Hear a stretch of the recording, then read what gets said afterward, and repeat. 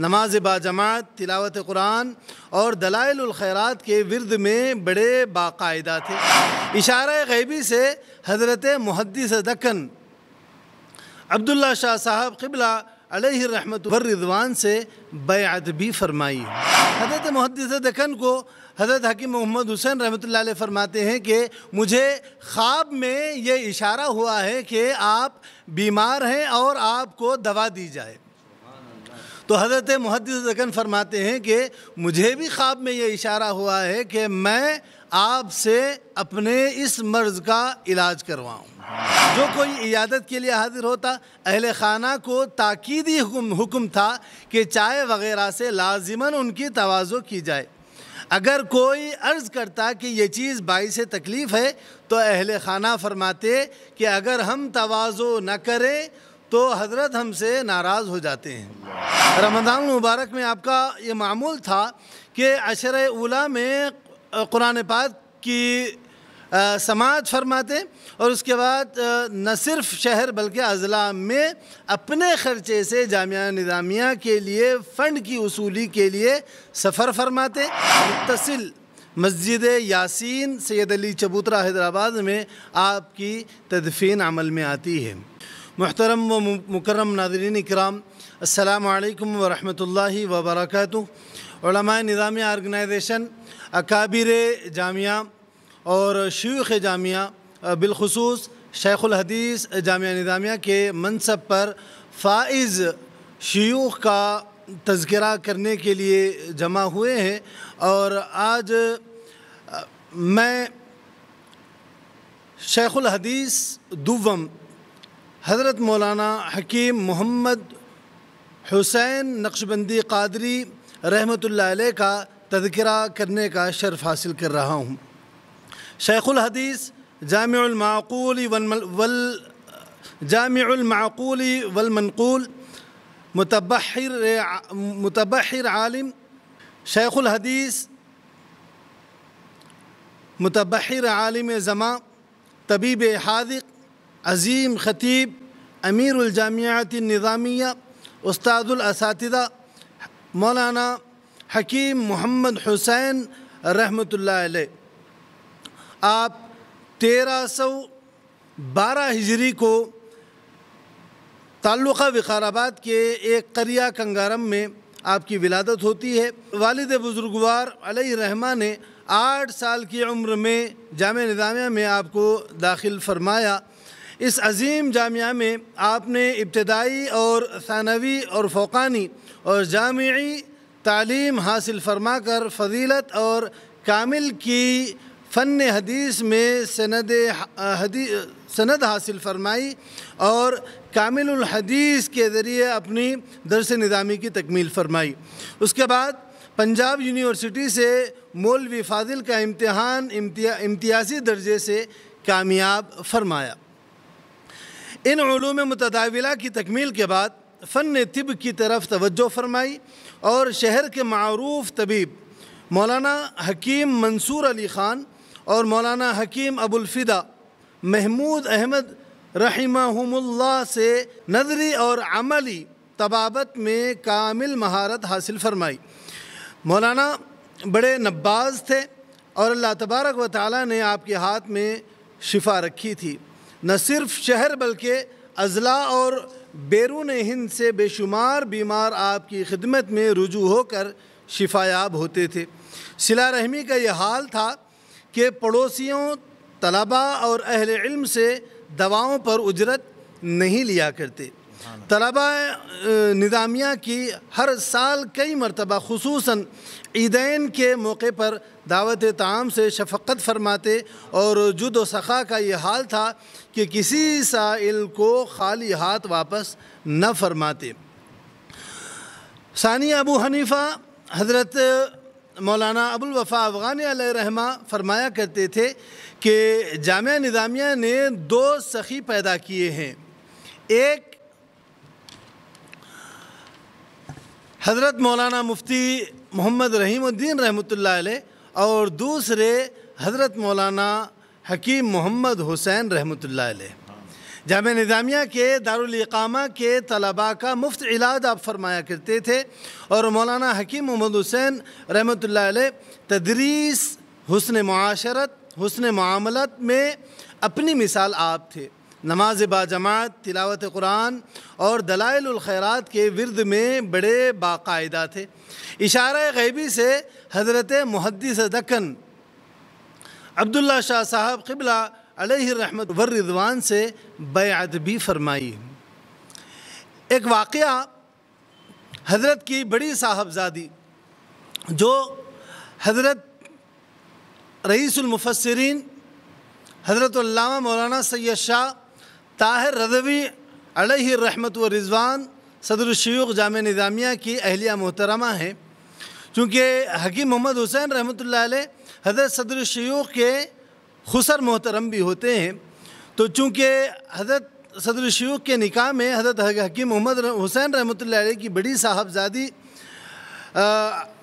علیہ الرحمہ تھیں، وہ فرماتی تھی کہ ایک مرتبہ میرے والد اپنے شیخ یعنی حضرت محدث دکن سے ملاقات کرنے کے لیے صبح کی اولین ساعتوں میں رکشہ لے کر حضرت محدث دکن یعنی اپنے شیخ کے دولت خانے پر حاضر ہوتے ہیں۔ وہ کیا دیکھتے ہیں کہ دوسری طرف سے حضرت محدث دکن بھی ایک رکشے میں سوار ہو کر کہیں جانے کا قصد اور ارادہ فرماتے ہیں۔ حضرت حکیم محمد حسین رحمۃ اللہ علیہ اپنے سواری سے اترتے ہیں اور حضرت کی خدمت میں حاضر ہو کر عرض کرتے ہیں کہ حضرت میں آپ سے ملاقات کرنے کے لیے حاضر ہو رہا تھا۔ تو اس طرف سے اپنے شیخ فرماتے ہیں، حضرت محدث دکن فرماتے ہیں کہ حکیم صاحب میں بھی آپ ہی سے ملاقات کے لیے آپ کے پاس آ رہا تھا۔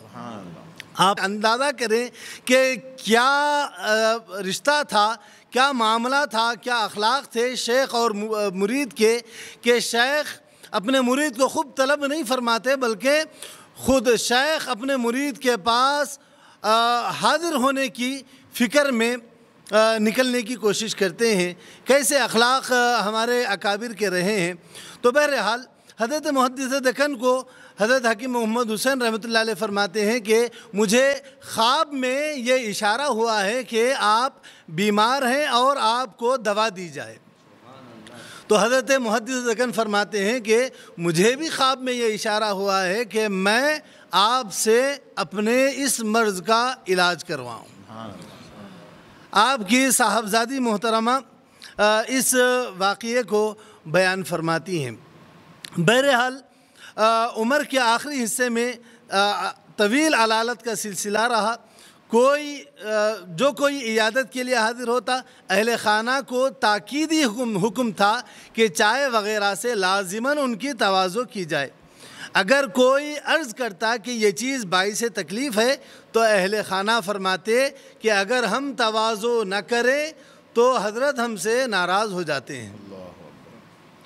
بہرحال حضرت حکیم محمد حسین رحمۃ اللہ علیہ مجلس احیاء المعارف النعمانیہ کے اساسی رکن بھی رہے ہیں۔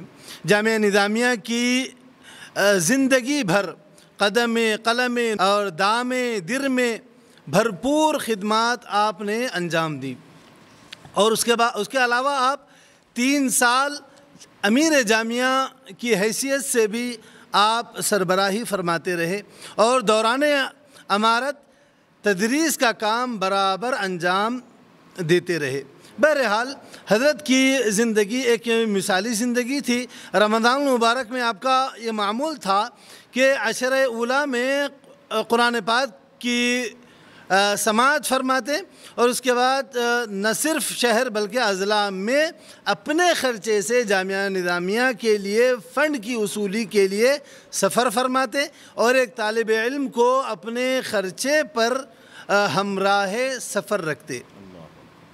بہرحال حضرت مولانا حکیم محمد حسین علیہ الرحمت والرضوان بالآخر 20 ربیع الاول 1407 ہجری مطابق 24 نومبر 1986 2 شنبے کی صبح اس دار فانی سے دار بقا کی طرف کوچ فرماتے ہیں اور متصل مسجد یاسین سید علی چبوترا حیدرآباد میں آپ کی تدفین عمل میں آتی ہے۔ آپ کی خدمت حدیث سے متعلق عمدۃ المحدثین اشرف العلماء حضرت علامہ مولانا خواجہ شریف صاحب علیہ رحمۃ والرضوان فرماتے ہیں کہ ومن اولئک الربانیین الشیخ الجلیل المحدث الکبیر حکیم محمد حسین محدث فقیہ منطقی وحافل بأصناف العلوم وقد أخذ منه عدد كبير وروایت الحدیث حضرت حکیم محمد حسین رحمۃ اللہ علیہ ان اکابر علماء ربانیین میں آپ کا شمار ہوتا ہے۔ ان علماء ربانیین میں شیخ کبیر محدث کبیر حضرت حکیم محمد حسین ہیں، محدث فقیہ بھی ہیں اور علم منطق کے ماہر اور دیگر علوم کے حامل ہیں۔ علماء کی بڑی تعداد نے آپ سے روایت حدیث اور اس کی قرات کی ہے۔ اس کے علاوہ پروفیسر ڈاکٹر محمد سلطان محی الدین رحمۃ اللہ علیہ اپنے پی ایچ ڈی کے مقالے میں آپ کے درس حدیث کی خصوصیات و امتیازات پر روشنی ڈالتے ہوئے فرماتے ہیں وَكَانَ يُدَرِّسُ الْحَدِيثَ النَّبَوِيَّ الشَّرِيفَ وَكَانَ لَهُ نَظْرٌ بَالِغٌ فِي عُلُومِ الْحَدِيثِ فَيَبْحَثُ عَنِ الرِّوَايَةِ وَالدِّرَايَةِ وَيَأْتِي التَّطْبِيقَاتِ وَالتَّوْجِيهَاتِ بَيْنَ الْأَحَادِيثِ وَيُبَيِّنُ الْأَحْكَامَ الَّتِي تستخرج منها وكان طريق تدريسه جذابا خلابا حافلا بفوائد علمية وأدبية ومسائل فقهية ومن قرأ عليه صار عالما وعاملا مثقفا۔ آپ فرماتے ہیں کہ آپ حدیث نبوی کا درس دیتے تھے اور علوم حدیث میں بالغ نظر تھے اور روایت و درایت دونوں پر تفصیلی بحث فرماتے اور احادیث کے درمیان تطبیق و توجیہ فرماتے اور احادیث سے مستنبط ہونے والے احکام بیان فرماتے۔ آپ کا طریق تدریس دل موہ لینے والا علمی ادبی فقہی مسائل پر مشتمل رہتا۔ اللہ تبارک و تعالیٰ سے دعا ہے کہ اللہ تبارک و تعالیٰ ہمارے اکابر کے فیض کو ہم سب پر جاری و ساری فرما دے، ہمارے ان اکابر کے علمی فیضان سے ہم سب کو مالا مال فرما دے۔ وصلی اللہ علی خیر خلقہ محمد وعلی آلہ واصحابہ اجمعین والحمد للہ رب العالمین۔